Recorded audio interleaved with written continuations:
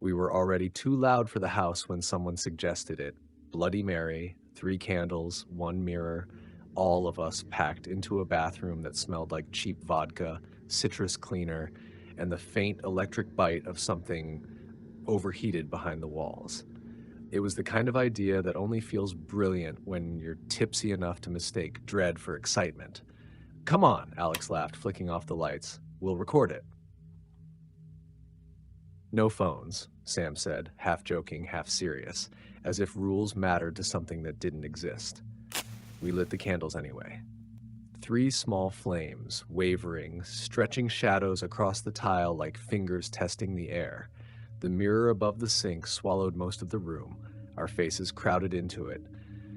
Too close, too pale, our smiles lagging a fraction behind our movements in a way I blamed on the alcohol. Say it, someone whispered. We did, together at first, then messier overlapping. Bloody Mary, Bloody Mary, bloody. By the 5th time, the room felt tighter. The air changed. Not colder, just wrong, thick, like breathing through damp cloth. Nothing happened. Of course nothing happened. We burst out laughing, relief loud and immediate, shoulders knocking, someone nearly knocking over a candle as we fumbled the lights back on. The mirror showed exactly what it should. Flushed faces, smeared eyeliner, grins stretched too wide. See? Alex said. Told you. We spilled out into the hallway, still laughing, still loud. The party noise swallowed us again. Music, voices, the bass thudding through the floorboards like a second heartbeat.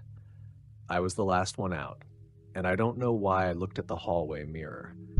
Maybe because it caught the candlelight still clinging to my eyes. Maybe because for a second, I thought I saw someone else behind me. I turned away, stepping into the hall, but something didn't follow. It took me a second to understand it. A stupid second. My body moved, my head turning toward Alex as he said something I didn't catch.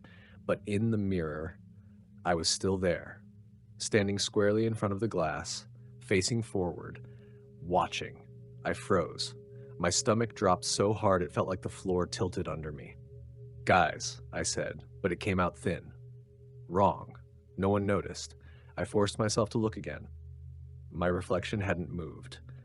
It stood in the same spot, shoulders relaxed, head slightly tilted, like it was listening to something behind the glass. The smile I'd had in the bathroom was still on its face, but stretched now too slow to fade, the corners trembling as if held in place. Then it blinked. Not when I did. After. A soft, delayed motion. Lids sliding shut and open with a quiet, sticky sound I swear I could hear over the music. My throat went dry. Stop, I whispered, though I didn't know who I was talking to.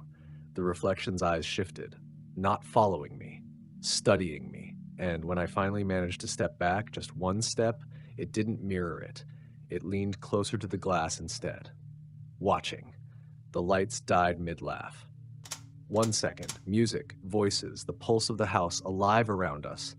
The next, darkness swallowing everything whole, cutting the sound into a startled silence that rang in my ears like pressure.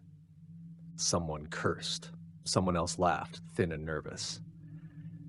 Breaker tripped, Alex said from somewhere to my left, but his voice felt farther away than it should have been, like the space between us had stretched. I didn't move. The hallway mirror was still there. I could feel it. A cold presence at my side, like an open door breathing out something stale and patient.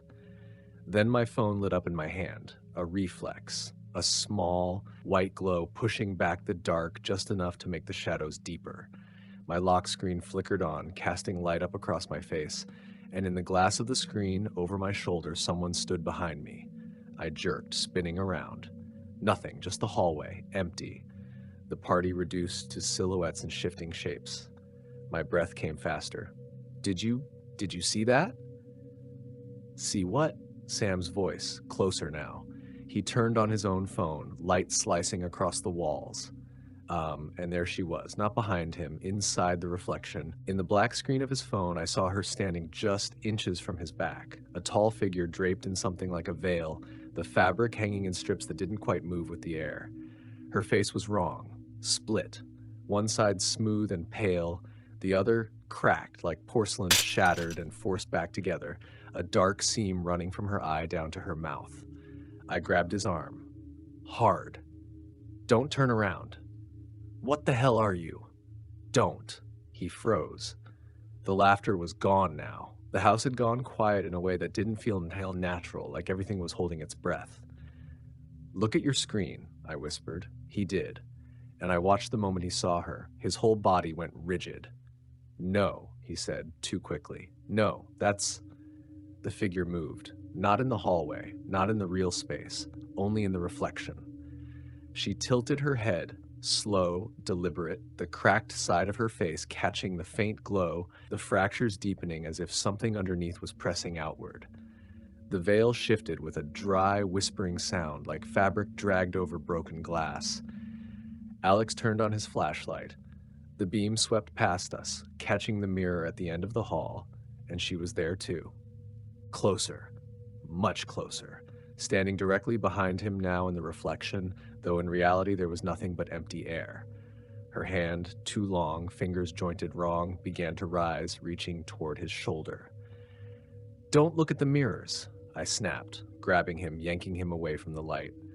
But it was too late. Every reflective surface had woken up. Phones, windows, the glossy black of the TV across the room, even the chrome handle of the door beside us, each one holding a piece of her, a fragment of that veiled, broken face, all of them aligned, all of them moving in the same slow, inevitable direction, toward us. The smell hit then, sharp, metallic, like ozone before a storm, burning the back of my throat. Sam stumbled back. She's right behind me. She's not, I said, though I wasn't sure anymore what behind even meant. In his phone, she leaned closer. In the mirror, she was almost touching Alex. In the dark window at the end of the hall, she was looking straight at me and smiling, a thin, splitting motion. I heard it before I understood it, a quiet, brittle sound, like a face beginning to crack. Don't look, I started, but the word broke in my throat, because the mirror at the end of the hall moved. Not a reflection, not light. The surface itself, it rippled. A slow, liquid shiver ran through the glass, bending Alex's silhouette into something elongated and wrong. For a second, it looked like heat distortion, like the air above asphalt, but it was the mirror, softening, sagging inward as if something on the other side pressed against it. Back up, I said. No one listened. Sam did the worst possible thing. He turned. Not to the mirror, to me. I don't see her, he said, voice shaking. You're messing with me, right? His words cut off. His reflection didn't turn with him. In the mirror, Sam still faced forward, eyes locked on something inches from the glass. His mouth moved, but the sound came late, warped, like it had to push through water to reach us. Why is it still? The glass bulged outward, a hand pressed through from the inside.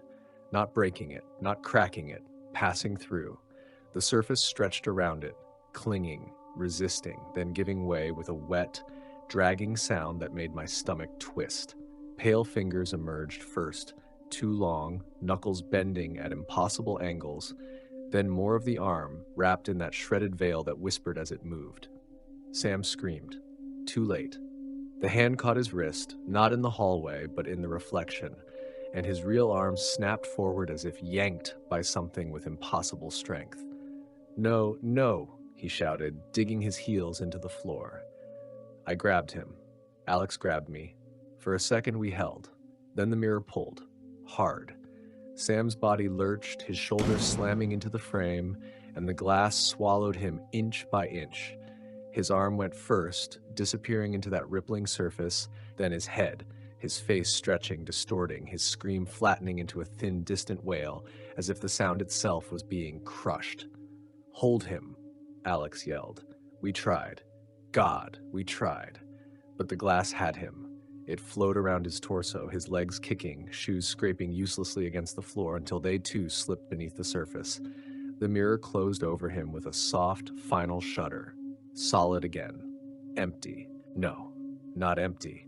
I staggered back, my hands shaking, my skin burning cold where I'd touched him. Inside the mirror, Sam stood, pressed flat against the other side, his palms splayed against the glass, his mouth open in a silent scream, his eyes locked on mine, wide, pleading, and something moved behind him. The veil, the broken face sliding into view over his shoulder, closer than before, the cracks in her skin spreading like fractures in ice. "Get away from it!" Alex shouted, grabbing a chair from the corner and swinging. The mirror shattered, exploded into a spray of shards that clattered across the floor like rain. For a heartbeat, I felt relief. Then I looked down. Every piece of broken glass showed something different. One shard held Sam's eye, blinking rapidly, frantic. Another, his hand pounding from the inside.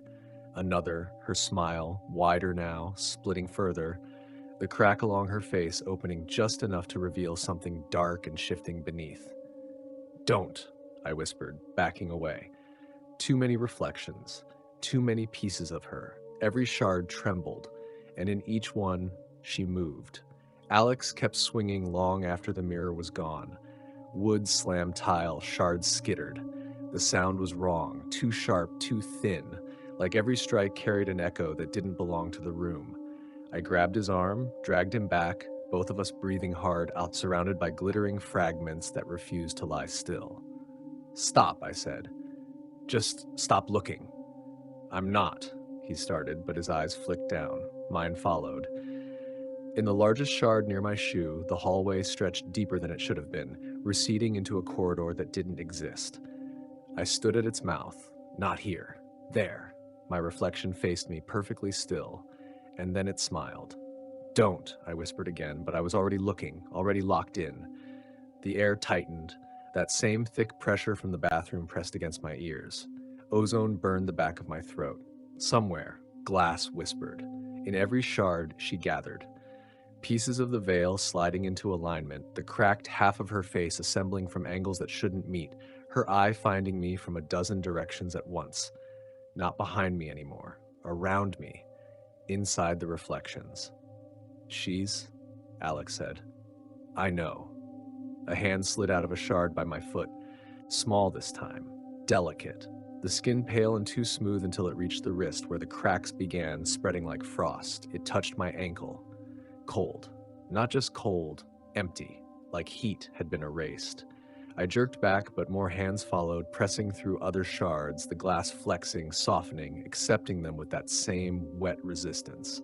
Fingers brushed my skin, testing, learning the shape of me. "Break them," Alex shouted, raising the chair again. "No."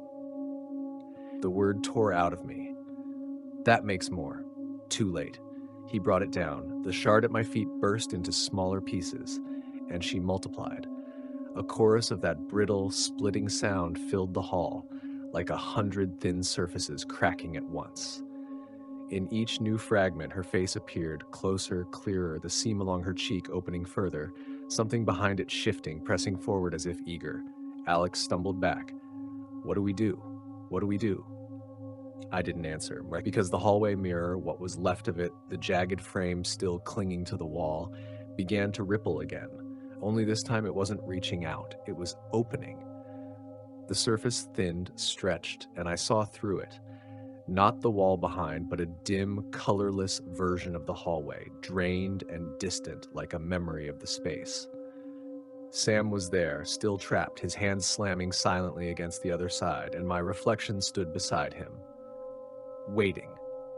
"No," I said, backing away. It stepped forward. Not me. It. From inside the mirror, my double raised a hand and placed it flat against the glass. The surface bowed outward to meet it, eager, almost welcoming. "Alex," I said, not looking away, "if it comes through, don't let it touch you." What? The glass broke its own rules. It didn't shatter. It parted. My reflection stepped out first, smooth and effortless, as if the boundary had always been optional. It stood in front of me now, came me close enough that I could see every detail. The exact lines of my face, the faint redness in my eyes, the tremor in my lips, except it wasn't trembling. It was calm. Behind it, she leaned close, her veil brushing its shoulders, her cracked face inches from its ear, guiding. My double smiled, and then it moved. Fast. It grabbed my wrist, its grip iron cold, and before I could react, it pulled. The world inverted. Glass swallowed me. There was no resistance, no impact. Just a sudden, suffocating pressure, like being forced through a membrane that clung to my skin and peeled something unseen away as I passed. I fell forward, onto cold, hard tile, but the colors were wrong. Muted, dead. I spun around. The mirror was whole again. On the other side, Alex screamed, rushing forward, his hands slamming against the glass. No, no, no. I stumbled to it, pressing my palms against the surface. I couldn't feel him, only the smooth, freezing barrier. Alex, I shouted. No sound came out, only a thin, distant echo like my voice had been buried deep underwater. He shook his head violently, backing away from me, from the mirror, from the thing standing beside him. My body, it turned slowly to face him. Her veil settled over its shoulders. The crack split wider across its face, and with my mouth it spoke, soft, calm, and perfectly clear on his side. Don't look. Then it smiled and walked away.